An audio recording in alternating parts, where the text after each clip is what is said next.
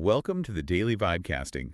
Today, Jensen Huang tells the world exactly what stock to buy, OpenAI faces a massive user revolt over its Grandmaster plan, and Canada moves to pull the plug on teen social media. And, while everyone is hyping up all these promises of an autonomous future, we really need to look at who is actually making money right now, and more importantly, who is about to get regulated into the ground. Exactly. So our mission for you today is simple. We are sifting through the absolute fire hose of market noise to find the actual signal. Right, because there's a lot of noise out there right now. There really is. So we're going to pull apart the hard edges of AI hardware, look at the reality check coming for software, and analyze the battle for your attention. So let's just dive right into a massive market signal circulating on the wire from the handle at Nightance Investing. Oh yeah, the Computex thing. Yeah, exactly. Yeah. So NVIDIA's CEO, Jensen Huang, is fresh off the stage at Computex. And for those who don't follow hardware closely, that's the massive annual trade show in Taipei that basically dictates the global supply chain for the next year. It's a huge deal. It sets the tone for everything. Right. So he's up there, and he casually tells the crowd to go out and buy Qualcomm stock. Ticker symbol QCOM. Which is wild. It's totally wild. He specifically praises their mobile AI chips and notes that NVIDIA has no plans to enter the smartphone space. I mean, the second-order effect of a statement like that is just staggering. It is highly unusual. Like, you almost never see a mega-cap CEO explicitly pump another publicly traded company's stock. Yeah, it's practically unheard of. It really is. But if we connect this to the bigger picture, it highlights a foundational shift in the tech landscape. Up until now, the AI boom has been almost entirely concentrated in the cloud, right? Right. Massive server farms running NVIDIA GPUs. Exactly. So Jensen's comment signals that the center of gravity is moving to the edge. And let's just define the edge for a second so everyone's on the same page. We're talking about the physical devices that actually live in your pocket or, sit in your driveway rather than a distant server farm somewhere. Yeah, phones, laptops, the Internet of Things. That is where Qualcomm's Snapdragon and their new Dragonwing ecosystems are just completely dominating. So Jensen is essentially conceding the mobile device layer. Pretty much. Because the market is stratifying. Cloud AI is one business model, but edge AI is a completely different beast.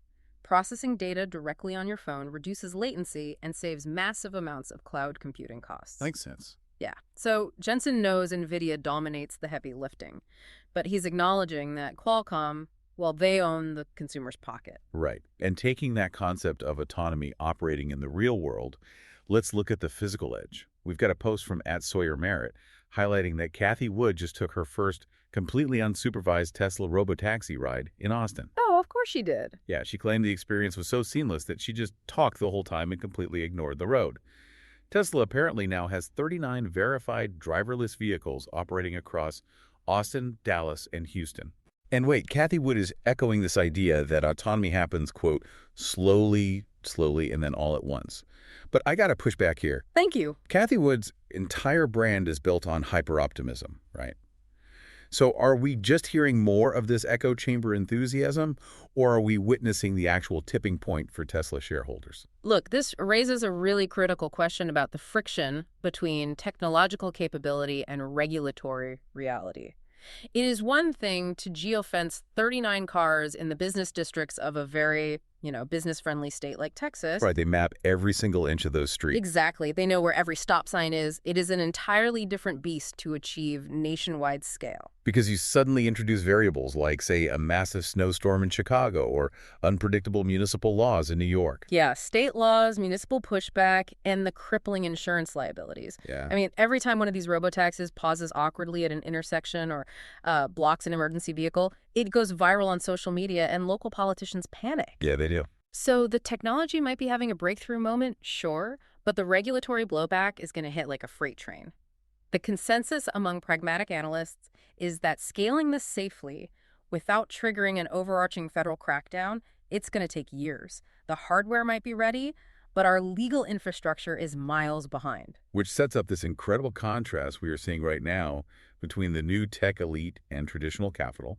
Because while Silicon Valley CEOs are telling you to buy into this autonomous future, the old guard is taking a very different stance. Oh, the Berkshire thing. Yeah, there's this sensational post from the prediction market platform at Kalshi claiming, quote, just in, Berkshire Hathaway has enough cash to acquire nearly every company in the S&P 500. Yeah, we have to cynically shred the clickbait on that one. Please do.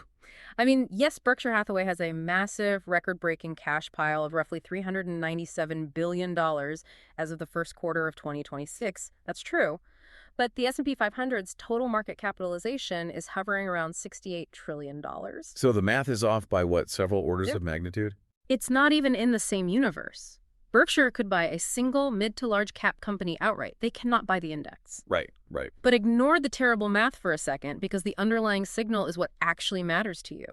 Warren Buffett is hoarding nearly $400 billion in cash and short-term treasuries. He is looking at the market, looking at the valuations driven by all this AI hype, and he's choosing to sit on his hands.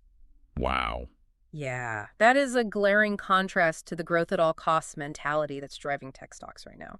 So on one side, you have Jensen Huang pointing at a massive expansion into edge hardware, and on the other, Warren Buffett building a $400 billion fortress of cash.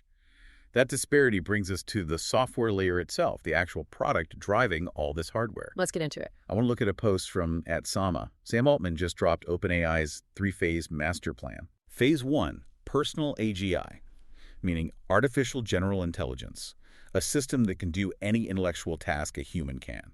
Phase 2, affordable AI for the masses.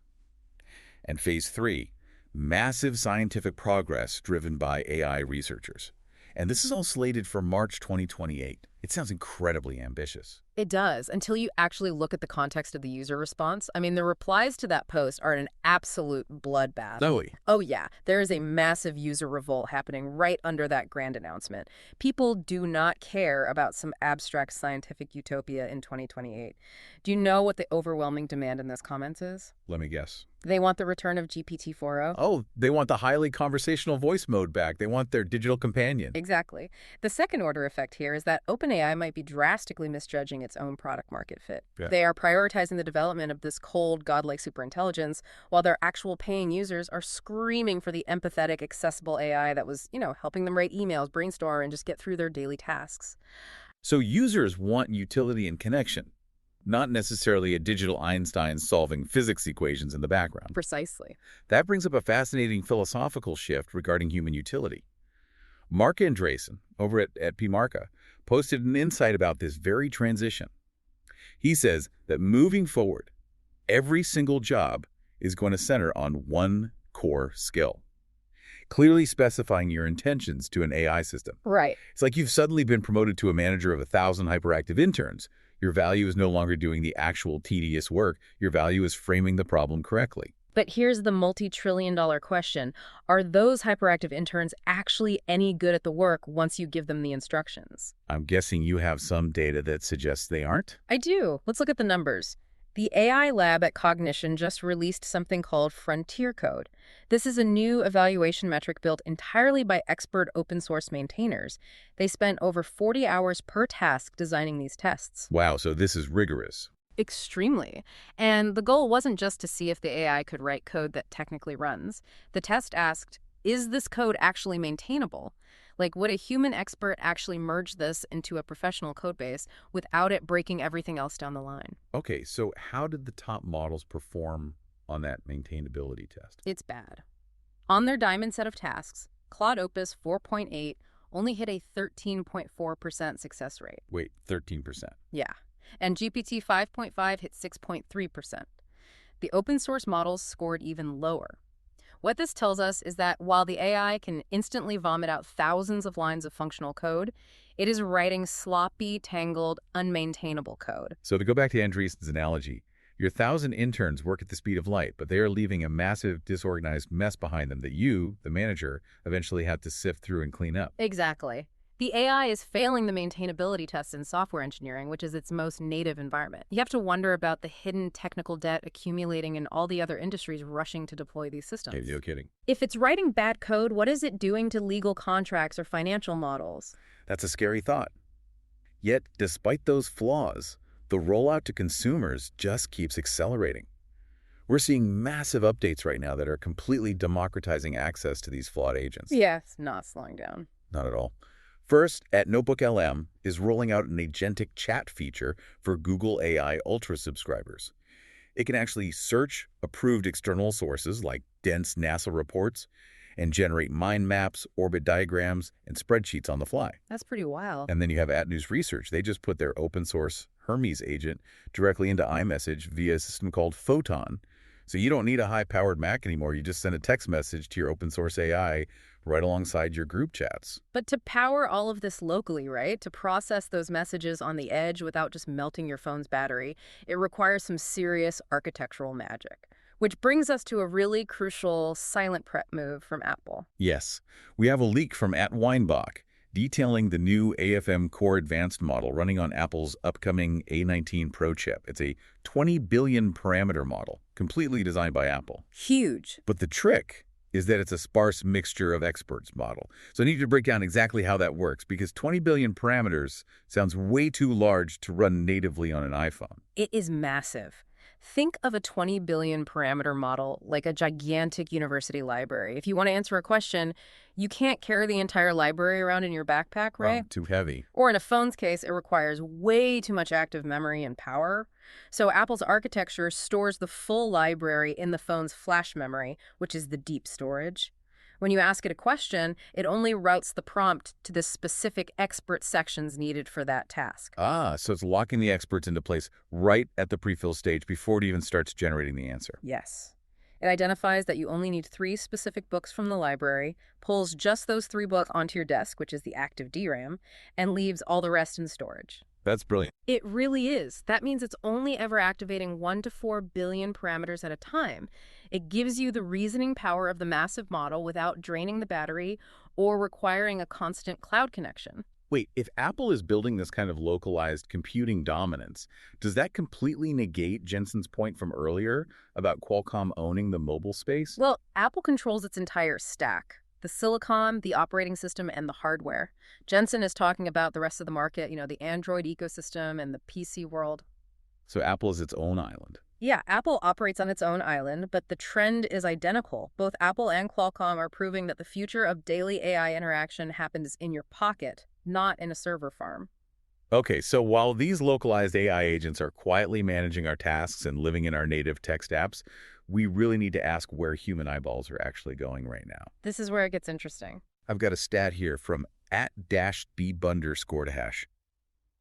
According to similar web data for the month of May, X.com just surpassed TikTok in website visits.